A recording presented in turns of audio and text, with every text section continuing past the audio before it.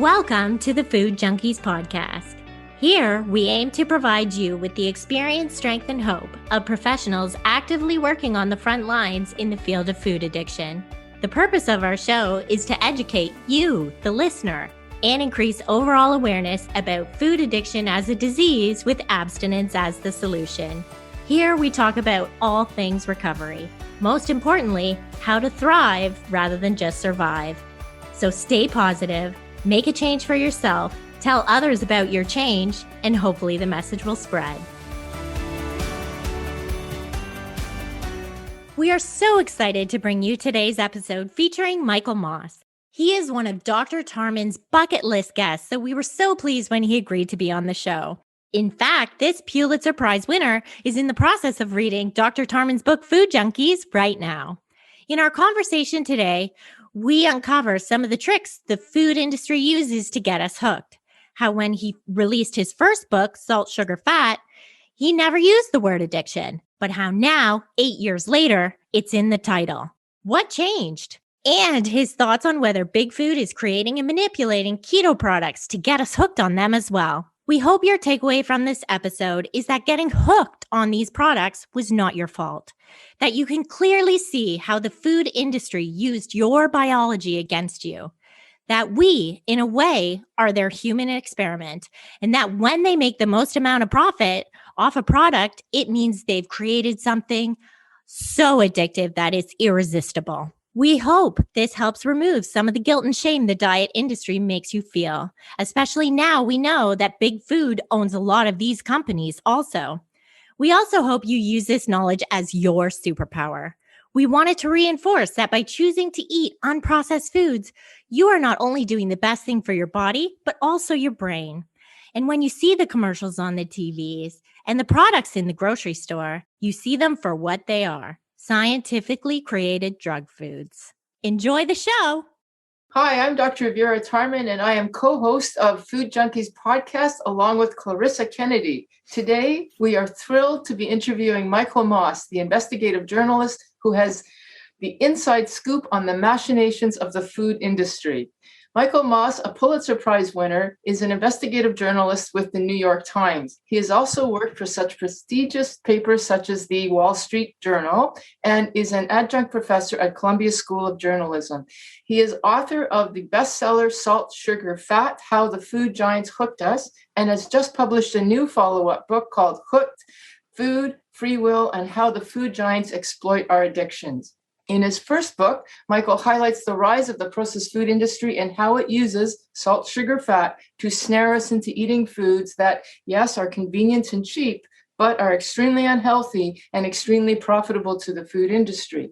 In this new book, he takes the next step and explicitly connects the dots between the food giants and our addicted brains, laying bare the actual route by which the industry can push their enticing and profitable foods, even at the expense of obesity, illness, and depression and beyond. And what is that enticing route but addiction? So Michael, we could start with, oh, by the way, welcome. Thank you. And if you can add anything I haven't mentioned, and then let's start with your definition of addiction, because that is essentially the fulcrum of the book, or the point of the book.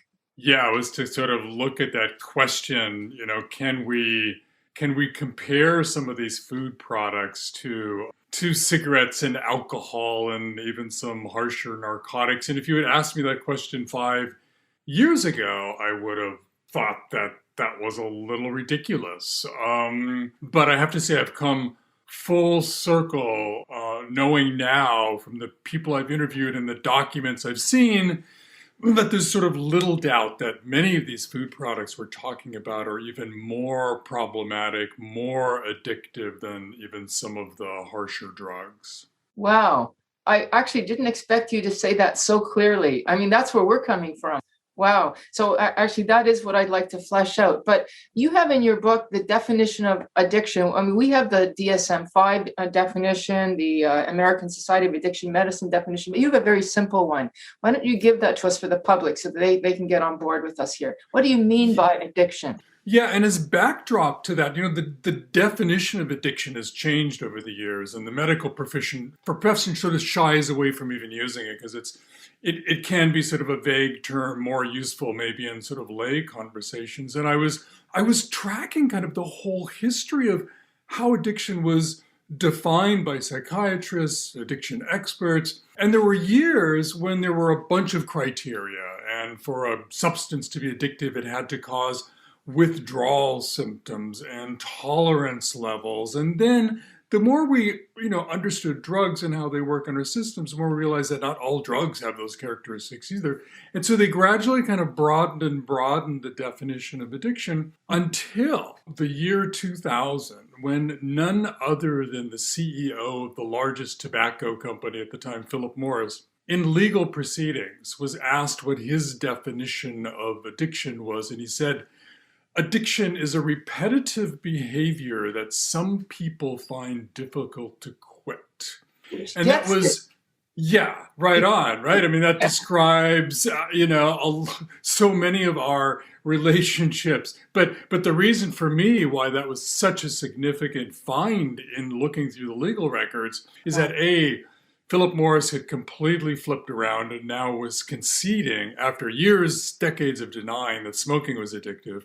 But at the time, Philip Morris was the single largest manufacturer of processed foods in North America. And, surprise, surprise, even its own people, its top executives, understood the power of those food products to cause not just us, but them to lose control, to lose willpower, free will in choosing foods. The top lawyer for Philip Morris, I sat down with him and he told me how he could take a pack of cigarettes out in the morning, smoke one cigarette during a stressful meeting, put the pack away, and never have any inclination to grab those cigarettes again until the next business meeting the next day.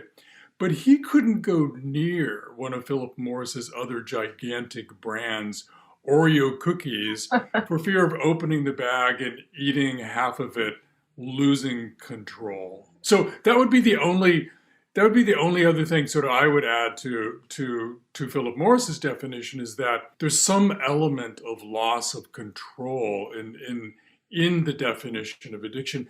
And, knowing, as addiction can happen on the spectrum, that loss of control can happen in terms of binge eating disorders of all kinds, or at the other end of the spectrum, simply this huge kind of over deep dependence we have on these ultra-processed foods, convenience foods, on a day-to-day basis that kind of represents a loss of control of our health in the long term and better eating habits.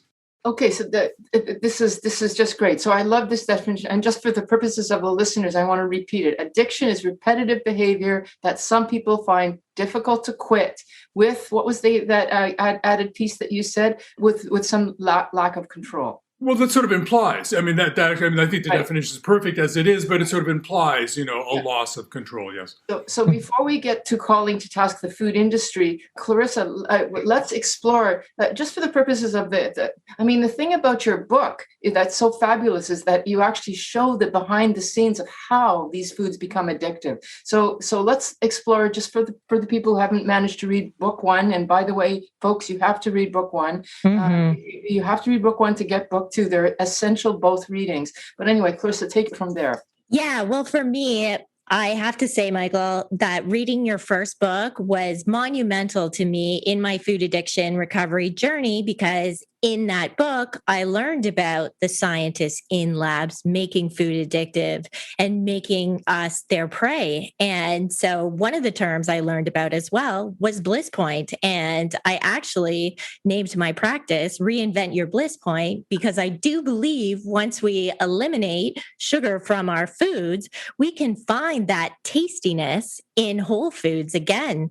So can you share with our audience a little bit more about Bliss Point and how the food industry uses it? Sure. Bliss Point is their description of what happens when they engineer their products with the perfect amount of sweetness, not too little, not too much. It sends us over the moon, their products flying off the shelf. I was incredibly fortunate to be able to meet one of the icons in the food industry, a consultant who helped engineer Bliss Points for a variety of sort of big iconic brands in the grocery store. And he walked me through his recent creation of a new soda flavor for Dr. Pepper, in which he started with some 60 versions of sweetness, each one just slightly different than the next one, and subjected those to thousands of consumer taste tests, and then threw the data in his computer and did his high math regression analysis thing. He was trained in psychology at Harvard and high math at Queens College. And, out comes this chart, which is like this bell-shaped curve, kind of the one that kids get graded on in school, except that the top of the curve is not the dreaded middle C, but the perfect amount of sugar. And he coined the phrase, the bliss point, to describe that. And it's such a good description because the brain just sort of blisses out when you get that perfect sweetness. And when you talk to nutritionists, the problem isn't just that these companies have engineered bliss points for soda, cookies, ice cream, things we know should be sweet, and in some cases can treat those like treats. They've marched around the grocery store adding sugar to things that didn't used to be sweet before. So now bread has added sugar and an engineered bliss point for sweetness. Some yogurts came to have as much sugar in them per serving as ice cream. The pasta sauce aisle, right? There were some brands that had the equivalent of a couple of Oreo cookies for the sweetness in a half cup serving. And what this did was create an expectancy in us that everything should taste sweet. So when we drag ourselves over to that small part of the store where nutritionists say we should all be spending more time, namely the produce aisle, and you start getting some of those other basic tastes that Aristotle first wrote about way back when, sour and bitter, your brain is sort of rebelling, and your kids are rebelling if you have kids, remembering and being sort of immersed in the world of sweetness that represents so much of the grocery store. Yeah, I think sometimes in addiction, we refer to that as euphoric recall. And I love some of the terms in your book, craveability and moreness. Those are addictive words. And the food industry has all these tactics to help get us more hooked on their foods. So there's vanishing caloric density, sensory specific satiety, and mouthfeel. Can you speak to a few of those terms and just kind of elaborate on them so our audience can understand how the food industry uses them? Yeah, I'm an investigative reporter, and so I'm trained to follow the money, right, as you've heard. But I fell in love with the language that they use, describing their efforts to maximize the allure of their products. And look, I should say, I still don't see this, or I don't want to see this as this evil empire that intentionally set out to make us, overweight or out of control or otherwise ill from their products. These are companies doing what all companies want to do, which is to make as much money as possible by selling as much product as possible. But I was incredibly lucky to come across this trove of documents that took me inside the industry. And it was those documents that enabled me to meet key insiders who opened up and told even more secrets. And the overwhelming sense you get from that material in those interviews is that this is an industry that's driving day and night to get us to not just like their products, but to want more. And so they study our biology and they look at things like what happens when you put a puffed cheese treat in your mouth and you don't even have to chew it, right? You just press it against the roof of your mouth and it melts because the magic formula of so many snacks is 50% of the calories coming from fat, from the oil in the products, and it just kind of flows over your tongue.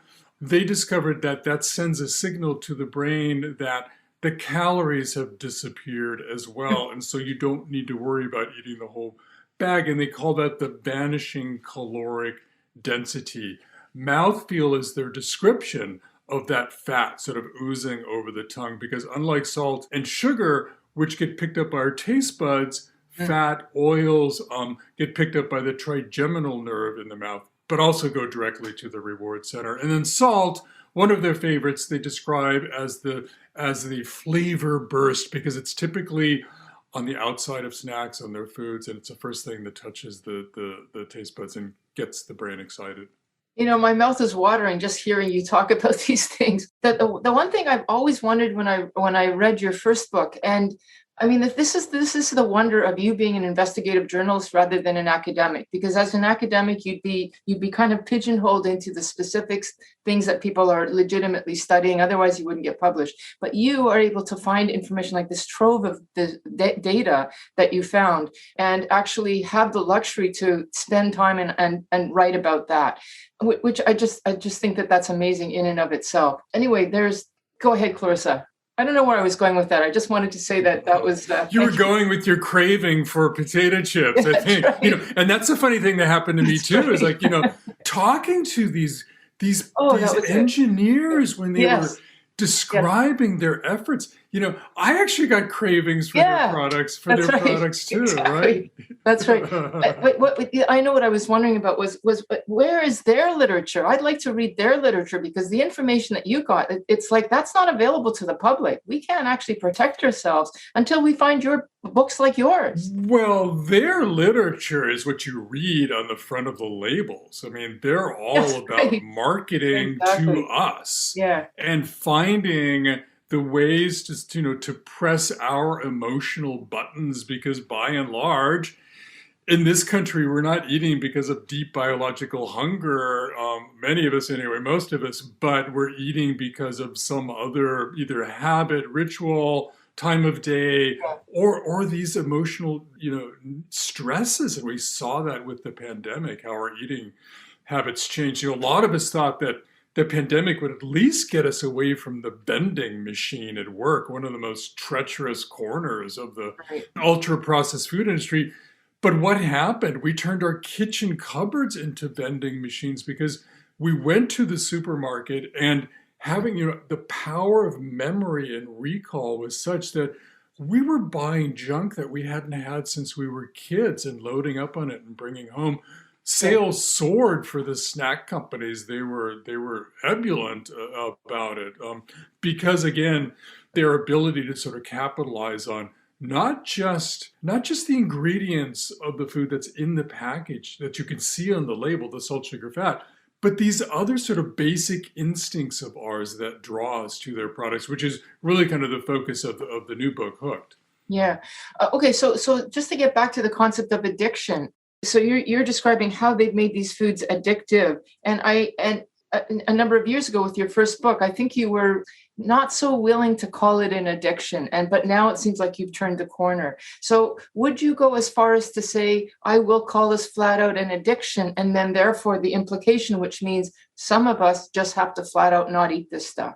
Yeah, no, absolutely. And again, sort of how you respond to their products and your relationship with them is going to depend on kind of where you are on the spectrum. The other key part of that definition from Philip Morris, the largest processed food company at the time when they came up with that definition, was the word some, right? Sort of repetitive behavior that some people, not everybody loses control with a bag of Oreos or a bag of chips or Hot Pockets or frozen TV dinners, or that 90% of the middle part of the store that has the ultra processed foods. Mm-hmm. But I would argue that so many of us lose control in a steadier day-by-day way. I mean, look at the obesity rate in this country now is 42%, and among adults, and that's on top of another 30+% who are overweight, not quite clinically obese, and to me that represents of losing control over your diet, over your eating habits.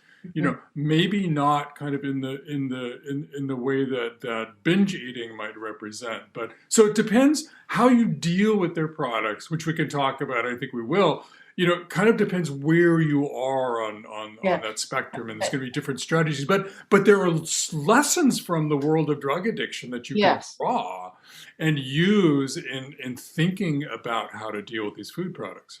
Yeah, so I mean, I'm an addictions doctor, and one of the things that when you said some people, immediately my thought was some people not yet. But if we're constantly being exposed to these foods over time with the continual exposure and the continual, you talk about it on some other interview, how quickly some of these foods are now absorbed into the body. Right. If we're not addicted now, we will be if we continue, especially after COVID. And Right. And so, a couple things come to mind in terms of why I think these products are more addictive than drugs. One, it's the food environment, right? You can't get away from food in these products like you can theoretically from a drug. We all have to eat. You can't go cold turkey and stop eating, and I've met people who've tried to cut sugar out of their diet. And shopping for them is so difficult to find products that don't have any sugar or refined flour in them. It's a bit of a nightmare for them. And so that certainly that's one way that food is more problematic, besides being relatively inexpensive and accessible and the constant barrage of marketing.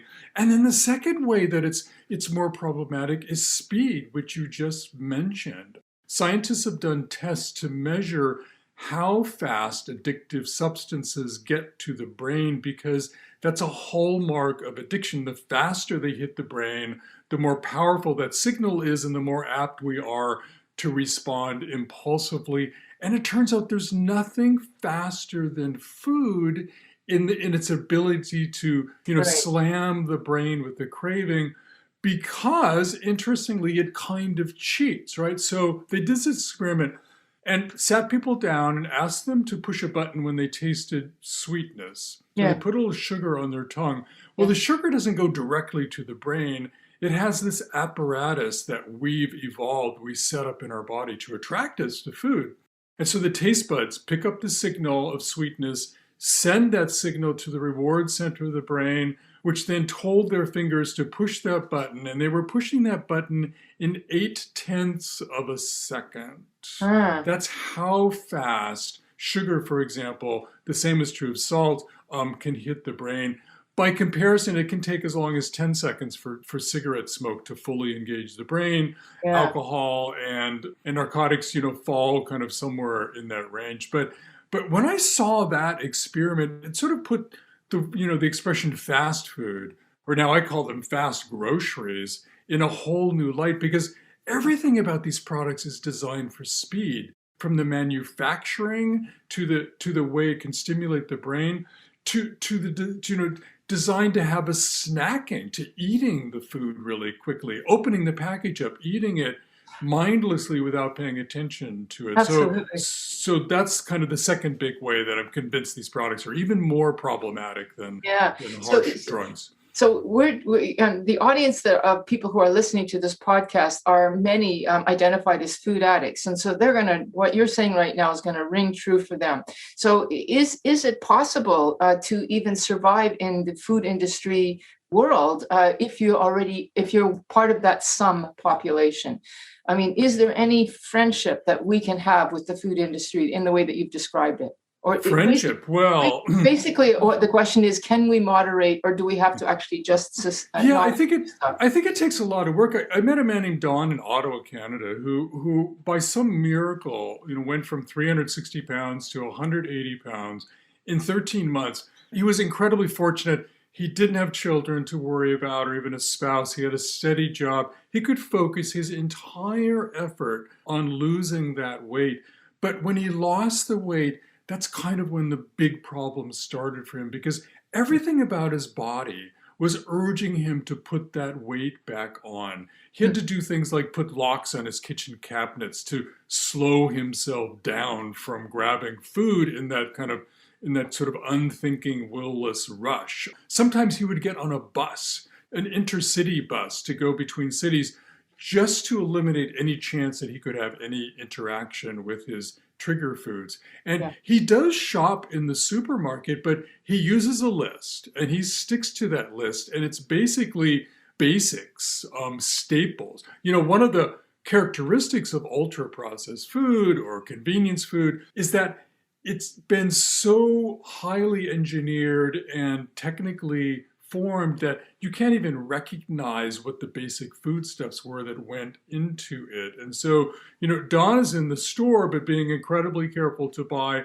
the staples. If he's in the cereal aisle, it's the plain oatmeal and on and on. So that's how he deals with being in this food environment, is being extremely careful when he shops. And it's just working really hard. And 6 or 7 years after that weight loss, he's still having to work really hard. Yeah. First of all, Clarissa and I totally get Don. Like, we get it. We've been there. If I haven't been there, I know lots of people who have. So this is a classic food addiction behavior. And what we would say is that 7 years later, the addiction continues. It's actually chronic and progressive. And it isn't actually the fact that the person's lost weight. Like, I know there's a kind of thinking that if you lose weight, the body wants to put it back on. That's one way of thinking of it. Another way is to think, once you're an addict, you're always an addict. And the moment you have the cues, which are all over the place, you're forever fighting those. But put Don on a desert island, and he's going to be feeling much more comfortable. So now that we've, is there anything else that you want to talk or illustrate in terms of how the food industry has made foods addictive before we get to the politics of this? So I think that the real stunning aspect to me from the research I did for Hooked was that how they're using us to make their foods addictive, right? And as one scientist said to me, Michael, it's not so much that food is addictive as that we by nature are drawn to eat, even to overeat. And the companies have changed the nature of our food just in the last 50 years, to which our biology hasn't had a chance to catch up. She views this as this mismatch between us, our genetics, and the food environment. And so what are the ways we're drawn to food? We love food that's cheap. That requires the least amount of energy expenditure. Go back to hunter-gatherer society. It made a lot more sense, instead of running down an impala for dinner, to grab an aardvark that's sitting there. And so what does the industry do? They have these chemical laboratories that mix and match their formulas, their ingredients for their products. And their chief benefit to the food industry is to reduce the price of the products. Because even if they knock 10 cents off a box of breakfast toaster pastries, that's going to be enough to get us excited. We're drawn by nature to variety, right? Humans became adept at eating all kinds of food as they migrated across the globe, even whale blubber, right? So variety is something that we love, and it gets us excited. So what do the food companies do? They go into an aisle like the cereal aisle and create 200 versions of sugary starch, knowing that smorgasbord effect, as some people call it, right? Going down the line and seeing something new and grabbing it even though you're full will get us. And all the varieties of potato chips and on snacks and on and on. And then the third big way that they took advantage of our natural inclination to eat and overeat, because overeating was a really good thing until 50 years ago, by and large, right? I mean, putting on body fat was a great thing. It enabled our brains to grow. It enabled us to get through hard times. It enabled us to have more babies. What the industry did, though, was turn overeating into an everyday thing. And one of the powerful elements of their engineering of food products is to pack in the calories, because we love calories. We have sensors in the gut and possibly in the mouth that can tell us how many calories there are in what we're eating and what we're drinking. And possibly even more than salt, sugar, fat, the brain loves calories. And so what did the food industry do? They packed in the calories densely in these products. I was looking at a bag of corn chips the other day, and it had 1,440 calories in a fairly small bag that a lot of us would eat in one sitting. So to me, that was the most powerful aspect of the situation we're in, which is that they're almost using us as unwitting conspirators in their effort to get us and keep us dependent on their products.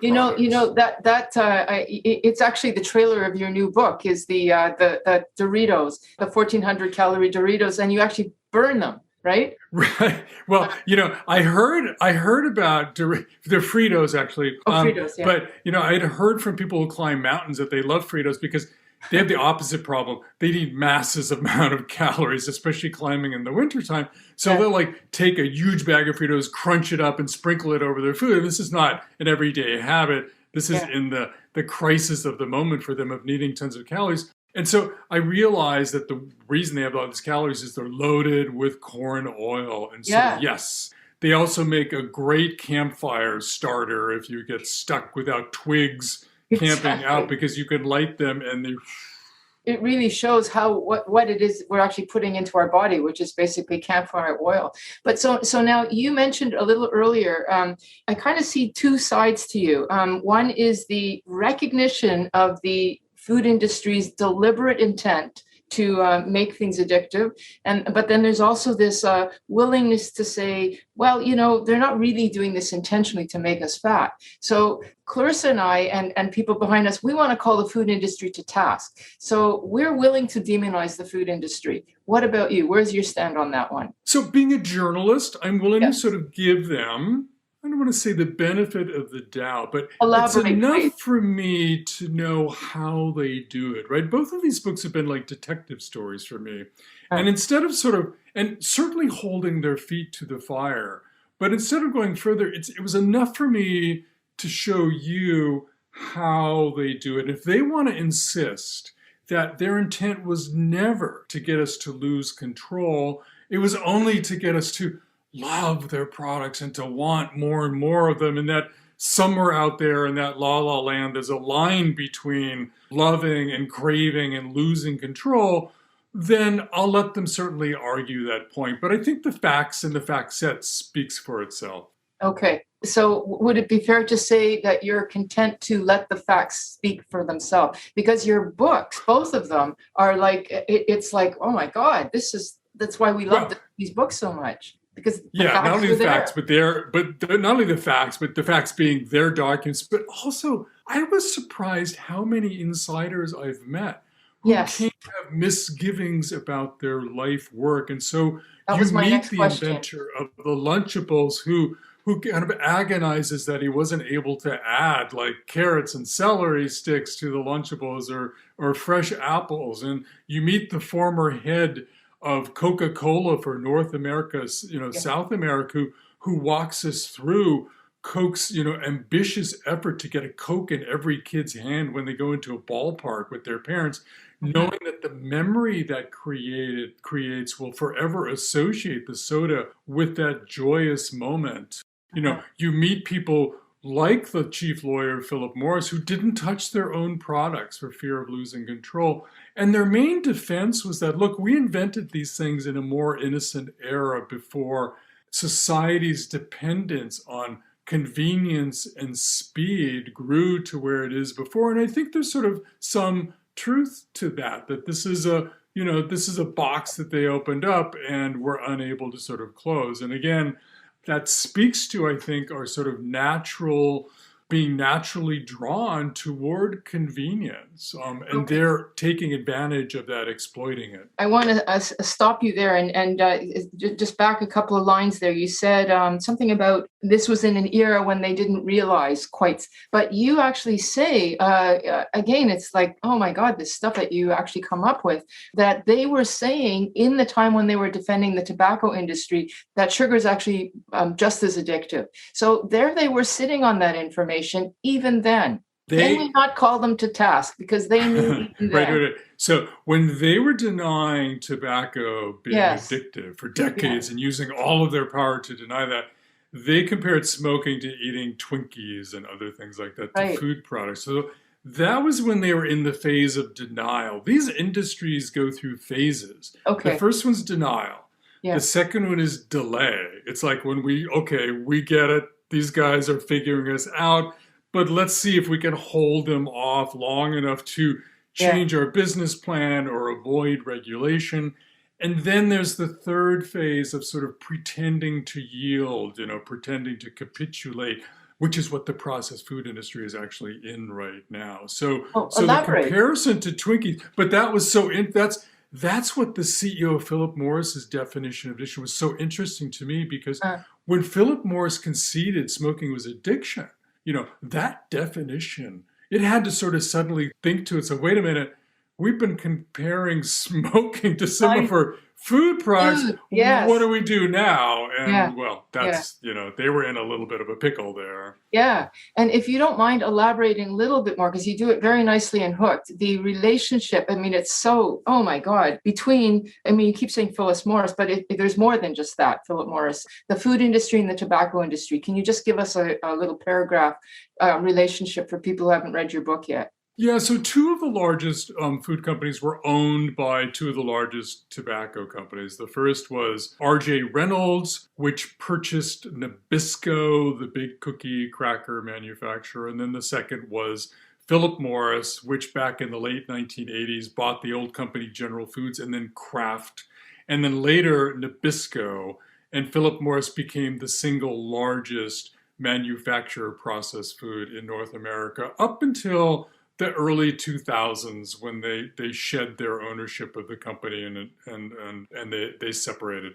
So just to clarify, there's like 8 or 9 major food industries, and at least half or more are actually governed by what used to be the tobacco industry. Yeah, I mean, not quite half. So there were really just 2 of the 8 or 9 or 10 large companies, but they were big. And you can see, the dealings that the tobacco, people in the companies had with their food managers. And I actually found it, really interesting and sort of counterintuitive. Yeah, for years, the tobacco guys were coaching their food managers how to sell product in the grocery stores, especially at the checkout lane, where you could buy cigarettes, but also snack foods, knowing that our vulnerability is highest when we're standing in line waiting to pay for our groceries. That's when we'll get off our shopping list more than any other time in the grocery store. But what I found really intriguing, and I wrote about this in Salt, Sugar, Fat, is that, in 2000, when Philip Morris conceded addiction, it looked at the food side and it privately said to its food managers, you guys are going to have as much trouble over salt, sugar, fat, compulsive eating and food, obesity, as we are now with smoking and cancer, and you need to do something to lessen your own dependence on these ingredients to sell your products.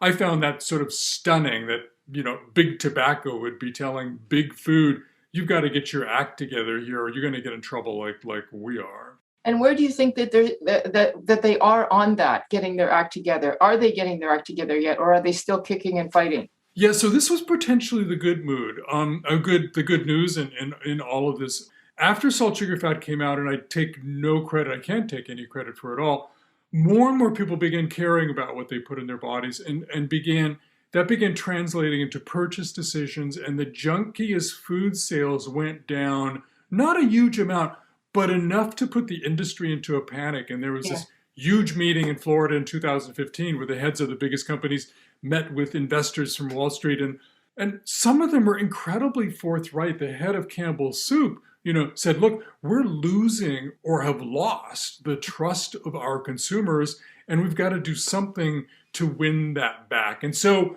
they proceeded into this third phase I mentioned, which is, yielding, capitulating. Yeah. But I think we have to ask the question, is this like really real or not? Because they're doing a series of things now that I find make it even more difficult to walk in a grocery store and tell what's good for you and not so good for you. Can you give an illustration of what you mean? Yeah, so a lot of these things are actually oriented toward helping us avoid losing control over their products. So protein, right? There's some sense by nutritionists that protein can help reduce cravings and increase satiation. Yeah. It's so complicated, and you have to think of the entire diet and the whole situation. But so what did the food companies do? They added a little extra protein to things like sugary cereal. Can I interrupt you for a second?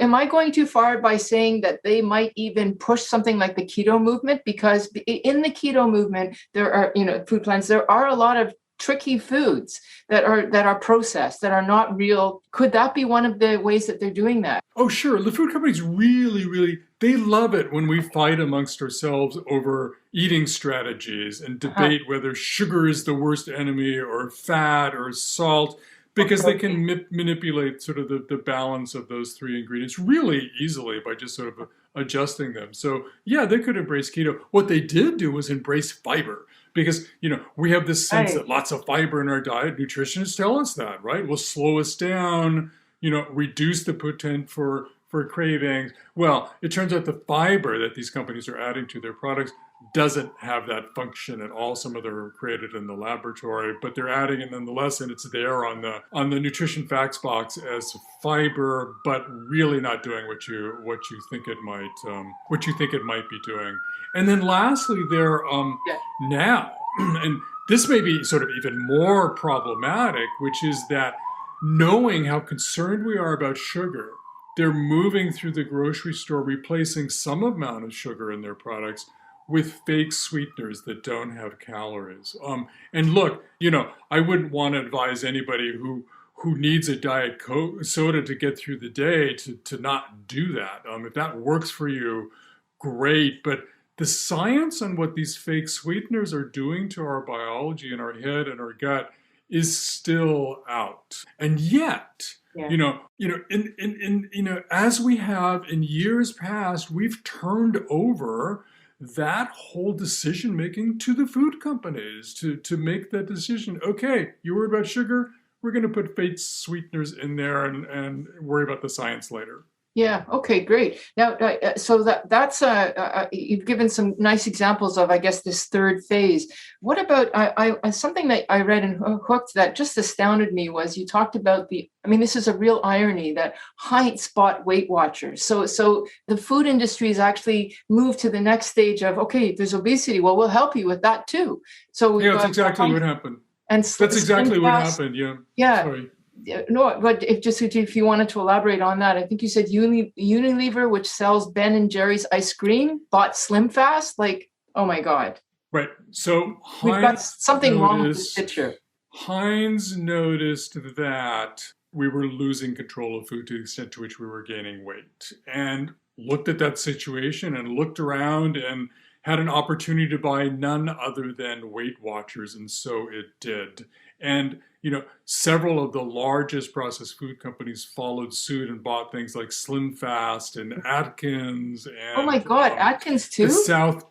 More recently, South Beach Diet. But not only that, they went into the grocery store and started creating new versions of their products that were slightly less caloric.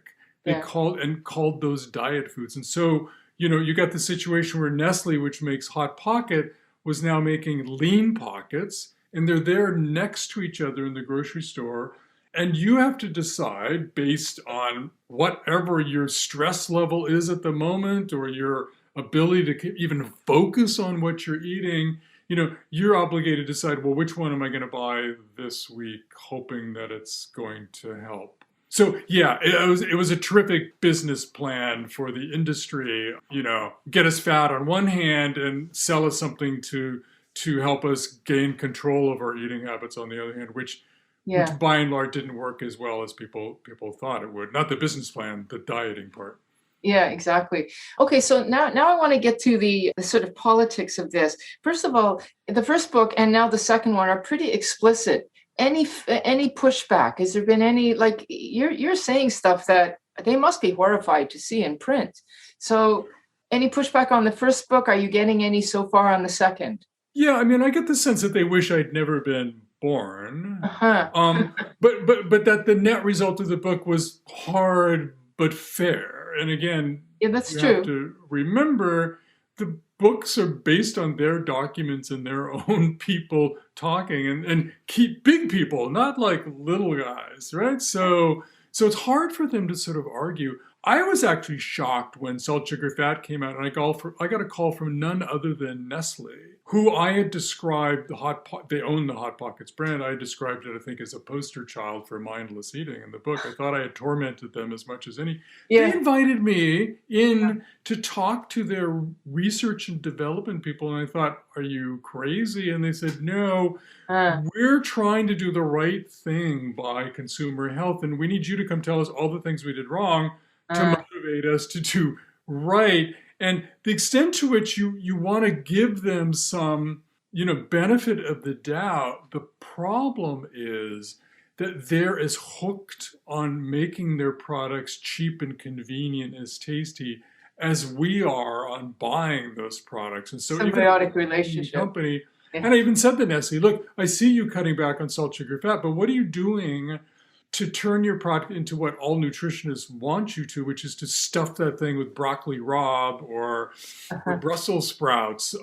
And you get kind of this blank look because that's really expensive to do. That would raise the cost, and that might diminish the flavor profile and the allure. And so, so even if they're well-meaning, these companies are finding it difficult to truly play a meaningful role going forward. Do you think there's a good guy in the industry like there was with that ice cream? I can't remember the name of that fellow, the ice cream empire that had that son who spoke out against his family. Can you remember what it was? It was Haagen-Dazs or something like that. Somebody spoke out. Is there somebody in the industry that, like us, is horrified, maybe not, I mean, just, and is trying to make changes from within? The head of Coca-Cola quit and went to work for a carrot farm. Oh my God. Selling carrots with the same marketing techniques that he used to sell soda.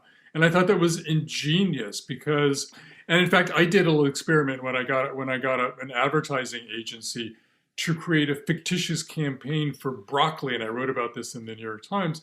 And the very first thing they decided in taking on this incredibly tough mission was there was no way they were going to sell broccoli as being healthy for us because the government's been telling us vegetables are healthy, eat more for decades, and we haven't eaten more. So they were looking for clever ways to have fun with fruits and vegetables and selling them. So I love this kind of situation where some big players in the industry have switched sides and are using some of their ingeniousness, cunning, if you will, to sell food that's actually good for us. Well, was it successful, the carrot farm? Yeah, well, yeah, absolutely. Still the second largest, or the one of two big carrot farms in the country. And I think the advertising campaign was successful. And actually the broccoli campaign became reality when some broccoli growers picked up on it, and it works. There's a structural problem in the food industry, which is that vegetables are a commodity, and it's hard to get a broccoli grower to put money in a kitty to market broccoli when it's not his or her specific broccoli, but everybody's, versus putting tons of money into marketing Oreos and Doritos and that. So that's the problem when it comes to something like advertising and to increase the attractiveness of produce. Okay, so now we've got your book, we've got your both books, and what would you advise? Well, I guess this is a twofold question. What would you advise the public now that we know more about the food industry? What would you tell the public? What can we tell the public in terms of the information that how can we use your book? Right. So I still believe that sort of knowledge is power, and knowing all the tricks they use to get us to buy their products oddly can help us make better decisions about what we eat and how much.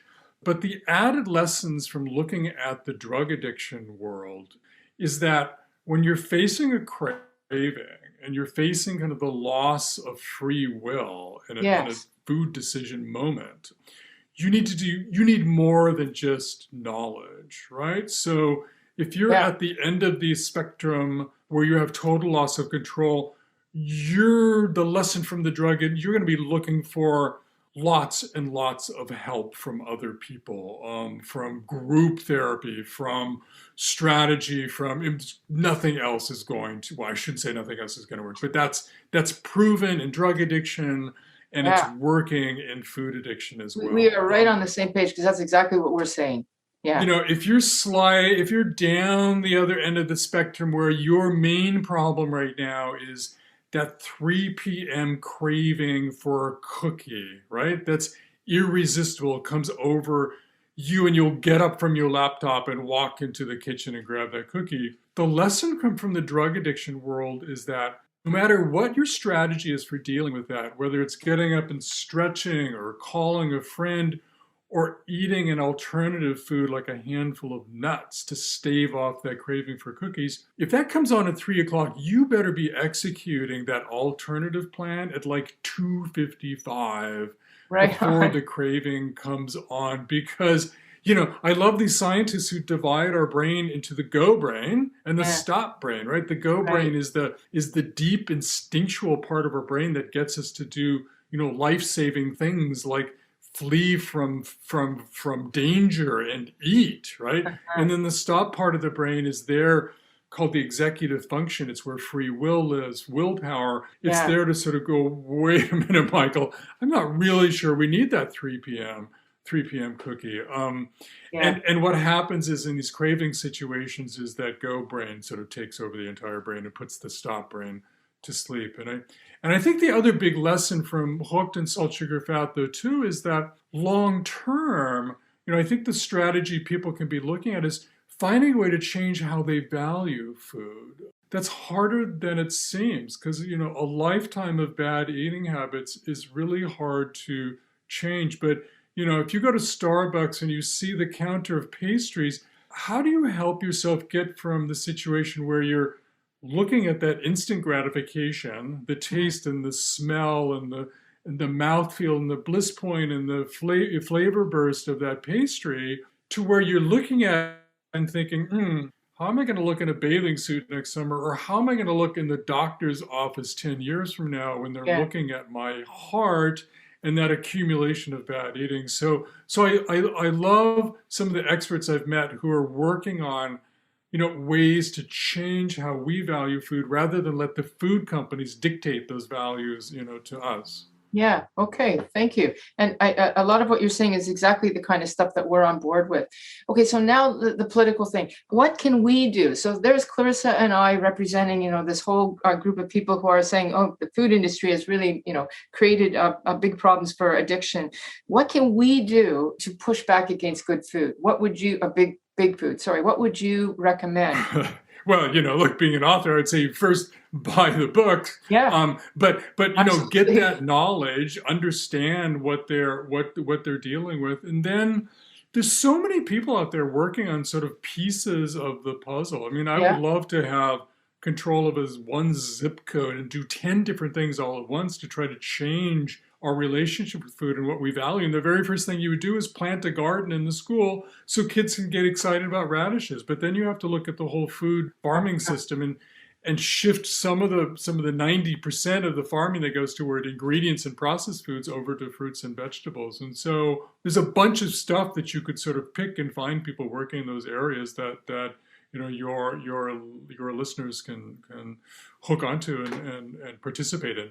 Yeah. Okay. So there's reading the book. Obviously, there's the so you're suggesting these sort of small. I mean, there's the obvious one of just don't buy the stuff, but that's pretty hard to do. But give me something that we can give people. So there's So if you have children, right? yes, So yes, we've lost home economics in school, yes. which You're used to right. teach girls, but How also to boys cook. to some extent. So that would be one of the things I would change too, is bring home economics back, but kind of in a political sense, because kids Yep. don't like to get preached to about healthy foods, and Yeah. they never really have. But in a more practical, political sense of, look, we either let these big multinational, companies tell us what to eat, or we figure out what to eat on ourselves. And I think kids can really get that. So it's like, have a conversation with kids, either in school or your own household, and look for ways that you can turn the tables on the food companies. Because Yes. one of my realizations in writing these books and being 10 years at this now is that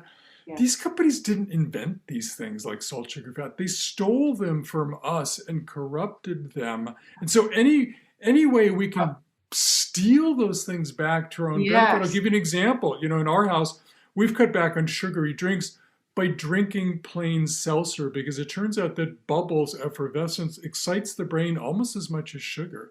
And when Uh, you think about it, what was sugary soda before it was sugary soda? It was plain seltzer. There's a town in Germany named Seltzer because everybody was connoisseurs there, and it goes back hundreds of years. I And love so that. Yeah. even my 16-year-old has found that the pleasure, the joy of drinking bubbly plain water without the sugar is enough to kind of avoid the temptation to eat sugar. Another one I love Yeah. are frozen blueberries, right? So freezing was invented by farmers to freeze vegetables and also fish. Yeah. Mr. Birdseye, right? That was his invention. The food companies took that and turned it into that glop in the freezer aisle, the TV dinners, etc. Well, new farmers have figured out how to put high technology on their farms to instantly freeze and lock in the nutritional power of things like blueberries. And so now they have the hallmarks of processed food. They're fast, I'm sorry, they're convenient, they're inexpensive, they're really pretty fabulously tasty, but they're also really good for you. So there's an example of actually even stealing technology back from the food companies and using it for our own benefit.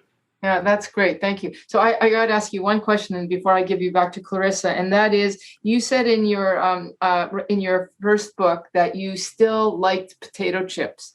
Now, do you still eat potato chips years later? I hate to even say that, knowing how hard your listeners have to work, but I confess, I'm one of those incredibly lucky people who can put their hand in a bag and eat a handful and walk away. And I don't know why, I don't know how, it's a roll of the dice, but yes, I still enjoy a potato chip now and then. Okay, all right. Okay. You're one of those moderators that we addicts just don't understand. I get that totally.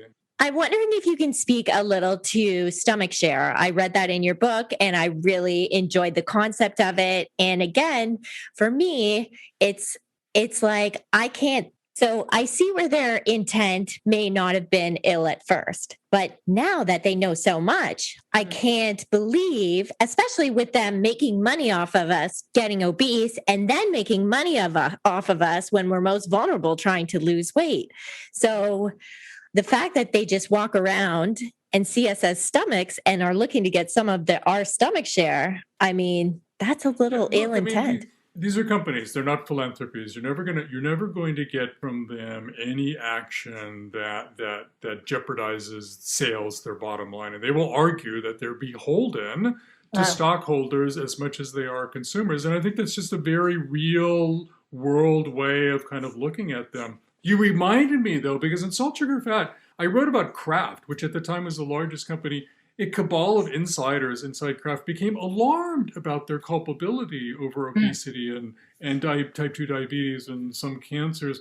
I led, Salt, Sugar, Fat with that secret meeting of the CEOs where they were called together to talk about their responsibility in obesity. Well, when the Kraft people couldn't get the rest of the industry to follow along, they themselves unilaterally did some extraordinary things to sort of help consumers out. They cut back on their use of salt, sugar, fat. They cut back on their advertising of junk to kids on Saturday morning. They made it clear on package labels just how many calories there were in these packages. But because the competition among food industry is so intense for what you call share of stomach or stomach share, that when they did that, the competitors kind of swooped in and knocked them, their better for you products off the shelf. And so Kraft felt obligated to return to sort of its original strategies. And so do you think if we do like BC just implemented a soda tax and some tax on junk foods, and different countries have implemented removal of junk foods from like that cashier area, as well as other countries have even gone so far as to remove the marketing and commercialization of junk food to children between certain hours of the day? Do you think that could be a next step in the right direction? And do you think it'll happen? Yeah, no, possibly. And they're taking it, they're taking, again, lessons from the drug world, right?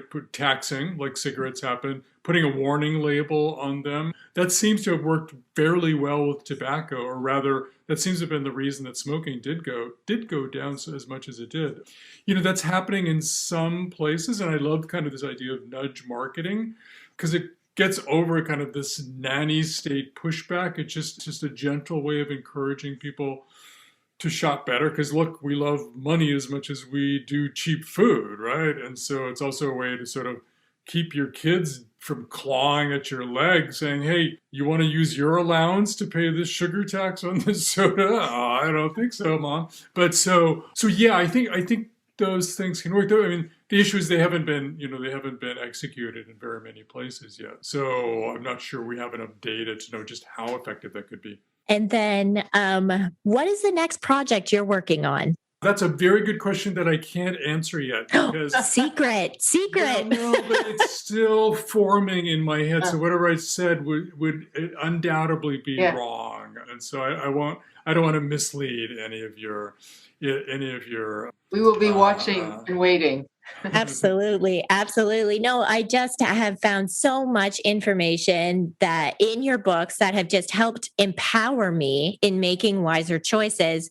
I heard recently you were doing an interview on a show about the new book, Hooked. And you said addiction happens in the brain and hunger happens in the brain. And for me, that was like so monumental because how do we trust our own brain then? Right. Yeah. And the brain is so complicated. Yes. And that's why we need to have those tools for cravings, exactly like you said. I think that makes total sense as a big lesson learned from the world of drug and alcohol and tobacco addiction. Absolutely. So where can our listeners find you and your work? I have a website called mossbooks.us. It also has my email there. Anybody wants to reach out to me, I'd love to hear from them. There are purchase buttons there. They can buy the books. And fun, I'm posting all the interviews I'm doing for Hooked, and so people can follow along as the media interest kind of grows and grows. There have been some terrific reviews lately.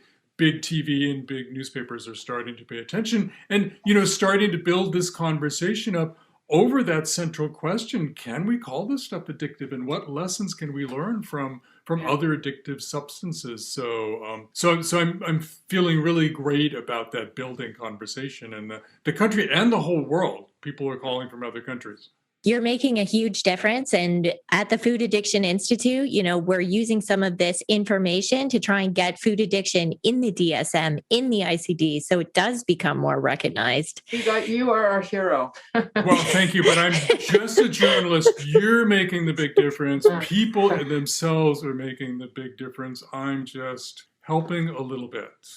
So we have a signature question, and it is, if you could tell a younger version of yourself something about food addiction or addictive processed foods, what would it be? Yeah, so when I was young, I was a bit of a latchkey kid, and I ate Pop-Tarts when I came home from elementary school because nobody was there to stop me. What I didn't realize is that 40 years later, I would walk into a research factory for Kellogg's and be hit with the smell of Pop-Tarts from a giant vat that had gone bad on the assembly line. They were dumping it in. And that aroma triggered the memory of that childhood eating and habit forming for Pop-Tarts that took me all the way back instantly to my latchkey days. And so I think what I would have told myself back then, and I wouldn't have listened because I was only, 9 years old, but it would have been, you're starting, Michael, to sort of form eating habits that will be with you for the rest of your life. And so it maybe behooves you to think twice about those eating habits, because it's a lot easier to form good habits than it is to change bad habits back into good habits. Okay, well, thank you, Michael Moss, for this interview, a fabulous interview. Folks, Hooked is a must-read book along with Salt, Sugar, Fat, because the two are one of a kind looking at the food industry itself. It looks at how the food is engineered to be addictive, and the rationale that the food industry uses, and essentially both books are a call to arms. We need to fight back, and this is the information that we need. Thank you so much for doing this interview. Thank you both for having me. Thank you. Thanks for joining us this week on Food Junkies, Recovery from Food Addiction. Make sure to join our Facebook group, Sugar Free for Life support group, I'm Sweet Enough. You can subscribe to our show in iTunes or Stitchers. That way you'll never miss an episode. While you're at it, if you found value in this show, we'd appreciate a rating on iTunes. Or if you'd simply tell a friend about the show, that would help us out too. Don't forget to pick up your copy of Dr. Tarman's book, Food Junkies, which is available on Amazon. If you have any additional questions, both Molly and Clarissa are food addiction professionals and work one-on-one with clients. You can find their websites and email addresses in the show notes. Be sure to tune in every Friday when our new episodes drop. As Vera loves to say, the power is ours.